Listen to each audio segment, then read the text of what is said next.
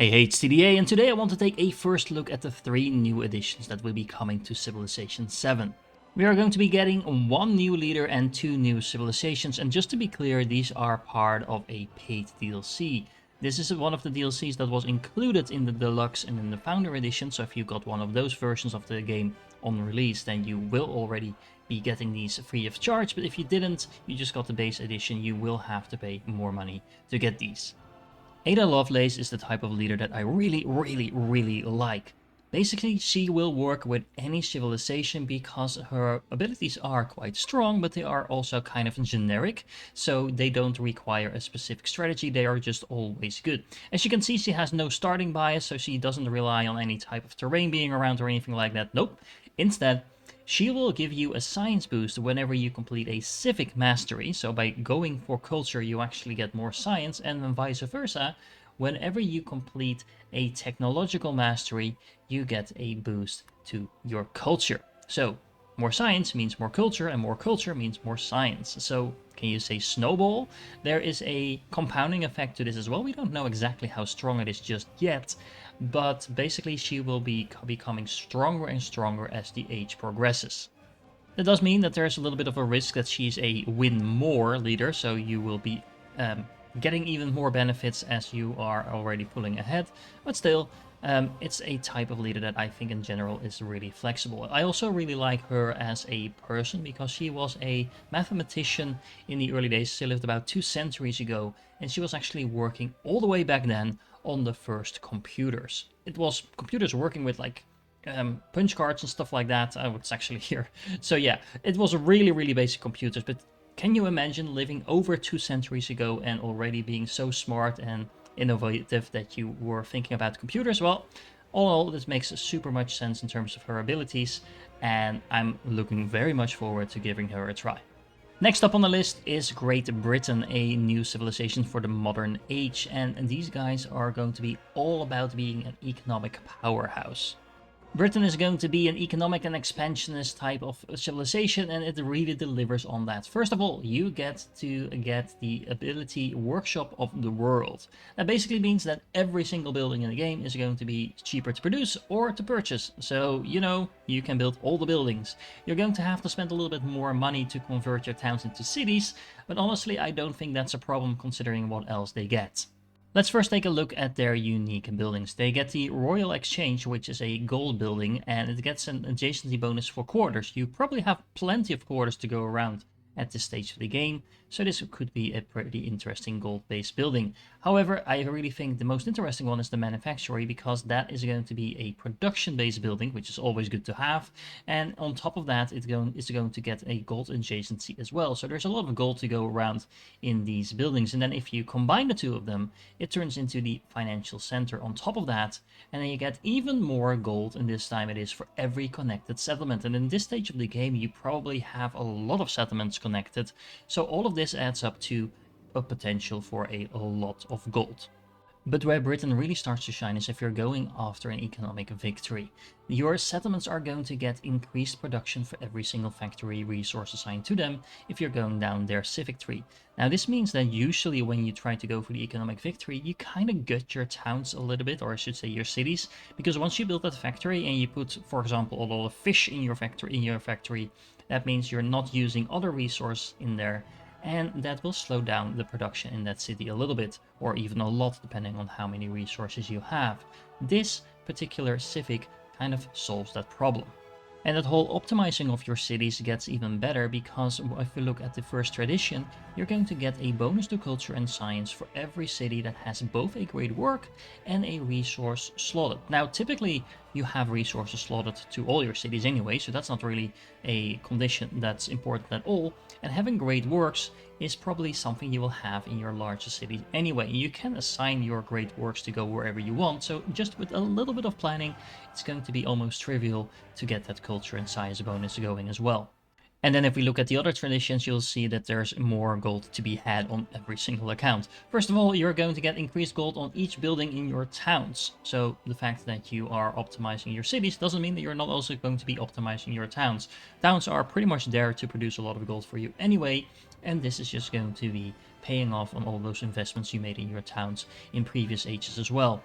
Then on top of that, if you look at the last tradition that we'll be able to unlock, you get more increased gold in towns. Now, that comes with the downside. For every alliance you get less gold in your capital, but typically that's not where the most of your gold is coming from anyway. There are some exceptions to that, but usually it's not where the majority of your gold is coming from. And honestly, if you're winning the game, it's very likely you're only going to have a couple of alliances anyway, because AI likes declaring war on you if you start winning. So this is not the biggest downside I can think of at all. Then finally we have some unique units. So for example, we have the Antiquarian, which is basically an improved explorer. You get the culture for every tile away from your city capital when you use the excavate artifact action. Now I have no idea how much culture this is going to be. It's a nice bonus, but not something particularly exciting, I think.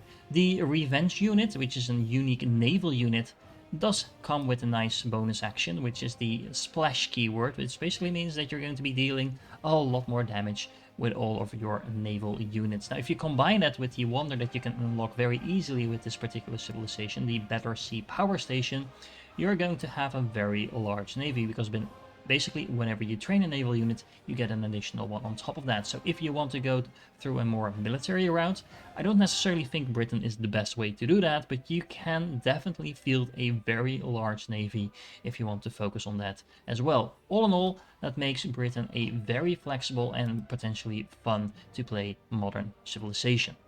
And then last but not least, for those of you that like one city challenges, then we have Carthage for you, an Antiquity Age civilization that is all about just having a single city throughout the entire age. Now, honestly, Carthage is going to be either really good or really bad, and I have no idea which of the two it will be until I have a chance to try it out. But you will only be able to ever have one city. You can build more towns, but you cannot convert them to cities at all. Remember, this is a thing that only applies to the ancient age, so once you hit the exploration age you can start upgrading your cities then, but until then you're going to be stuck with a single city. Now, to help with that a little bit, whenever you create a merchant or colonist unit, you gain a copy of that, so you can actually expand a lot faster than everyone else, because the colonist unit, if you scroll down a little bit, is over here. It's the replacement of a settler. It will be moving around the sea a lot faster as well, and it actually settles the towns it settles with an additional population as long as you put them next to a resource. So that basically means that once you produce your first settler, or colonist in this case, you're going to get 2 of them. So you can immediately settle 2 towns, and then you build another one, and you have 4 towns already. Well, you have to, of course, get them somewhere and settle them, but you can do that very, very quickly. So even though you're only going to have 1 city, you're going to be able to expand really fast. What I really think makes Carthage an interesting type of civilization to play in the ancient era is that even though you only get a single city, you are kind of pushed into a militaristic approach. And specifically if you are on a map with a lot of ocean, let's say a fractal map or an archipelago type of map, then you are going to have a lot of fun with this, because you're going to get so many bonuses to your naval units. You're going to get increased movement, and most importantly, you're going to get increased range. And this is specifically very huge because this makes attacking cities from the coast a lot easier. And then on top of that, you can buy your ships faster, you have less maintenance on them. All in all, your navy is going to be extremely strong. Now, I would have liked it if you also got a unique military unit in terms of a naval unit, but unfortunately that's not the case. You get a cavalry unit instead. These guys are going to be only be able to be purchased, so that's interesting as well. So you're going to need to use all of that gold you get from some of the other specials in order to actually obtain these units, but they are going to be relatively strong if you can get your economic victory going as well, because they get an increased complex strength for every single unique city resource assigned to your capital. Now remember, your capital is the only thing you care about anyway, or the main thing you care about at least, because you only have a single city. So you're probably going to be assigning all your resources to your capital anyway.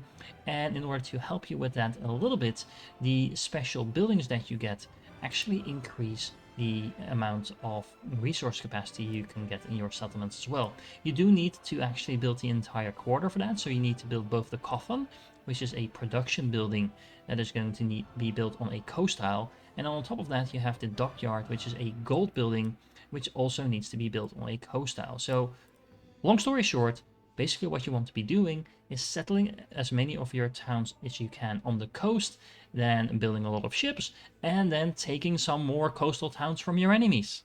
So whether or not that makes Carthage a very good or a very bad type of civilization, at the very least it's going to be very interesting to play it a couple of times to find that out.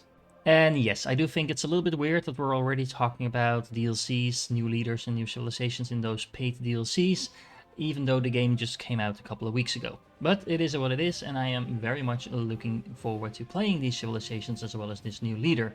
Let me know in the comments what you think and whether or not you're looking forward to playing these as well. And of course, don't forget to like the video if you found this useful, and subscribe to the channel if you want to see more guides and updates and things like that on Civilization VII, as well as a lot of other games, because I do like making guides. If you're still here, you're awesome, and I do hope to catch you in the next one.